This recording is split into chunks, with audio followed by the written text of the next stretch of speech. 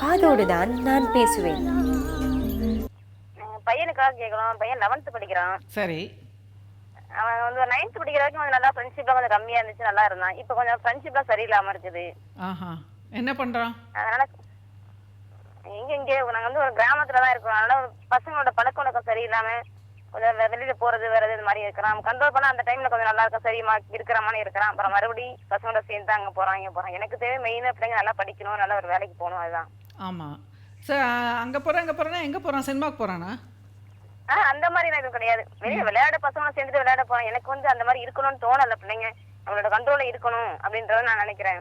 வந்தவுடனே படிக்கணும்னு நினைக்கிறீங்களா? வீட்டுக்கு வந்தவுடனே படிக்கணும்? ஆமா, இல்ல அந்த மாதிரி நினைக்கிறேன். வந்த ஒரு 1 hour ஃப்ரீயா இருக்கணும், அப்புறம் நீ படி அப்படின்னு நான் சொல்றேன்.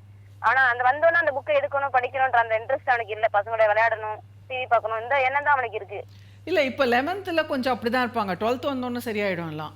இப்போ என்ன சப்ஜெக்ட்ஸ் எடுத்திருக்காங்க அவங்க? மேத்ஸ் பயாலஜி எடுத்திருக்கான். எதுக்கு பயாலஜி எடுத்தானா? இல்ல, அவன் வந்து கொஞ்சம் ஸ்போர்ட்ஸ்ல கொஞ்சம் இன்ட்ரெஸ்டா இருந்தான்னு சொல்லிட்டு அந்த ஸ்கூல்ல வந்து மெயினா அதுல இருக்குன்னு சொல்லிட்டு சேர்த்தோம். இடையில கொஞ்சம் கால் அடிபட்டதுனால அவனால ஸ்போர்ட்ஸ்ல எதுலயும் கலந்துக்க முடியல. அப்புறம் அந்த குரூப் எடுத்தா படிச்சுதான் ஆகணும்னு ஆயிடுச்சு. ஹலோ, ஸ்போர்ட்ஸ்ல இருக்கும்போது நீங்க எதுக்கு பயாலஜி குரூப் எடுக்க சொன்னீங்க? இல்ல, அந்த ஸ்போர்ட்ஸ் டீச்சர்ஸே சொன்னாங்க அந்த குரூப்பே அவன் எடுக்கட்டும், பரவாயில்ல. அவன் இடையில வேற ஏதாவது படிக்கணும்னாக்கா அந்த குரூப் எடுத்தாதான் எதுவாக இருந்தாலும் படிக்க முடியும். வேற குரூப் எடுத்தா வந்து அவன் நினைச்சதை படிக்க முடியாது அப்படின்னு சொல்லிட்டாங்க. இதெல்லாம் ஒரு தவறான விஷயம். நீங்கள் நல்லா புரிஞ்சுக்குங்க. இந்த நிகழ்ச்சியை பார்க்குற மற்ற நேயர்களும் புரிஞ்சுக்குங்க. பயாலஜி குரூப் வந்து மெடிசன் வேணும்னா மட்டும்தான் அந்த குரூப்புக்கு எடுக்கணும். ஏன்னா அதில் ரொம்ப ஒர்க் ஜாஸ்தி. அதில் வந்து ஜுவாலஜிக்கு ரெக்கார்ட்ஸ் எழுதுறது, லேபு போகிறது, பயாலஜி பாட்னிக்கு போகிறது, ஃபிசிக்ஸ்க்கு போகிறது, கெமிஸ்ட்ரி போகிறது, ஏகப்பட்ட வேலையோடு எல்லாமே மேக்ஸ் வேற படிக்கணும். ஸோ அதனால ரொம்ப ஃபீல் பண்றான் அதை நினைச்சு. ரொம்ப கஷ்டமான குரூப். அது ரெண்டு இங்கிலீஷ் மீடியம். தமிழ் மீடியம்னா கூட கொஞ்சம் திறமையா வந்துருவான். ஸோ அது வந்து அந்த மாதிரி ஓவர்லோடிங் ஒர்க்கு வச்சுக்கூடாது. நீங்கள் வந்து ஃபஸ்ட்டு 10th முடித்த உடனே +2 போகும்போது ஒரு ஆலோசனை எடுத்துக்குங்க. ஒரு உட்காந்து கலந்துரையாடல் பண்ணணும் வீட்டில். வந்து மெடிசன் இல்லாட்டினா வந்து மெடிசன் கிடைக்கலனாலும் அதை சார்ந்த விஷயங்கள் வந்து அதிலே ஆராய்ச்சி பண்ணுறது. பாட்னி ஜுவாலஜியில், குறிப்பாக பாட்னி ஜுவாலஜியில் ஏதாவது செய்யணும்.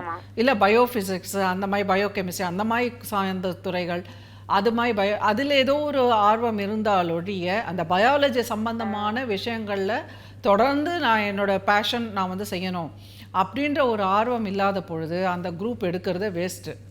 ஓகே, அடுத்தது வந்து என்ஜினியரிங், பயாலஜி, மெடிசன் இல்லைன்னா என்ஜினியரிங் அப்படின்னாலே நீங்கள் முடிவு பண்ணிவிடுங்க பயாலஜி உங்களுக்கு வேணாம்.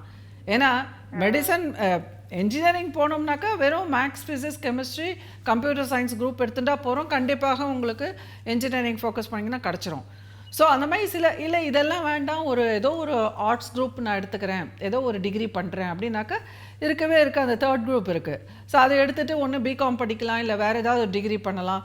இன்றைக்கி வந்து ஜியாகிரஃபி, ஜியோஃபிசிக்ஸ் இந்த மாதிரி இதெல்லாம் கூட நிறைய ஆராய்ச்சிகள், வேலை வாய்ப்புகள் இதுக்கெல்லாம் வந்து வெளிநாடுகள்லாம் நிறைய இருக்குது. இன்னும் சொல்ல போனாக்கா யூரோப்பில் இதெல்லாம் வந்து நம்ம இதில் செலவே தான் அங்கேயும் ஆகுது. பட் அங்கே இன்னும் நிறைய ஸ்டைஃபண்ட், நெதர்லாண்ட்ஸ், ஸ்காண்டினேவியன் கண்ட்ரீஸ்லாம் நிறைய ரிசர்ச் ஓரியன்ட் இது கிடைக்குது. ஸோ பெற்றோர்கள் வந்து ஒரு விழிப்புணர்வோடு இதெல்லாம் தெரிஞ்சுக்கணும்.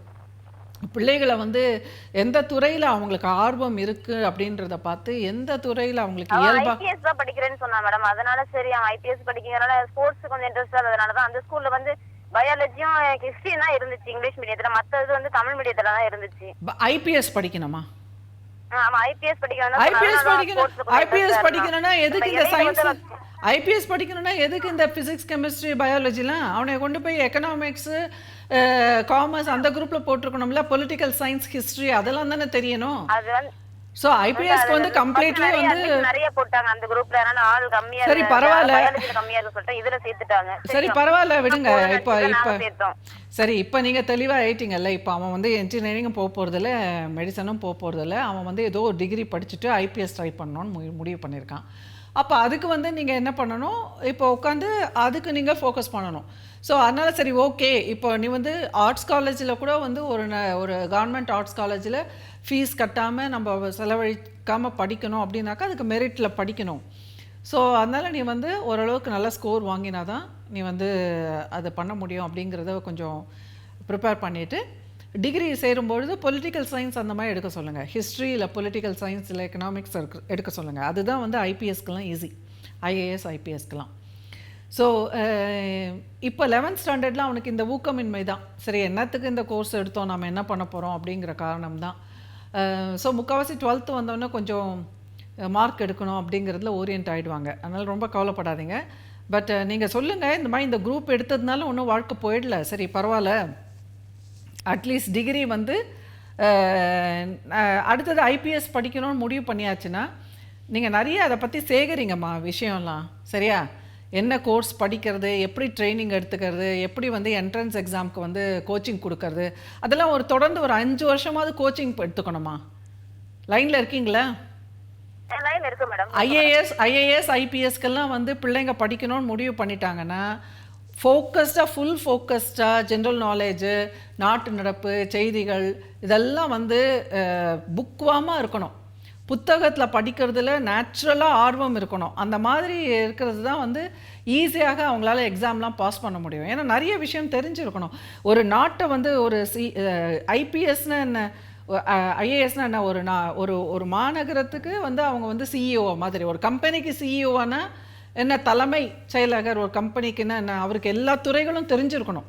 எல்லா துறையிலையும் அவரே போய் எக்ஸ்பர்ட்டாக இருக்கணும்னு இல்லை.